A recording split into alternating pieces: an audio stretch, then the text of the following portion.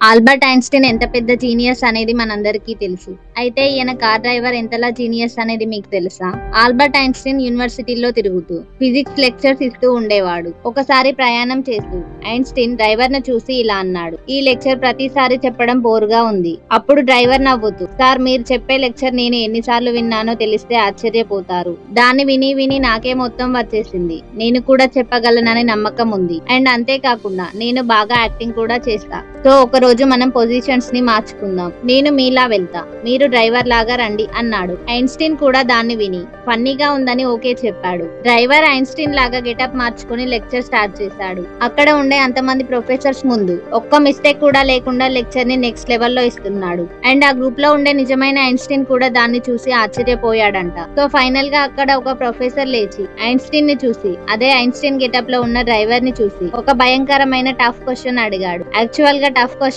Einstein ని అవమానించాలని అడిగాడు. అయితే అక్కడ ఐన్‌స్టీన్ లాగా ఉండే డ్రైవర్, "ఇదంతా క్వశ్చనా? దీనికి నేను ఆన్సర్ చేయాలా? నా డ్రైవర్ కూడా దీనికి ఆన్సర్ చేస్తాడని నిజమైన ఐన్‌స్టీన్ ఆన్సర్ చెప్పమన్నాడు. మీకు ఈ వీడియో నచ్చితే ఒక లైక్ చేయండి.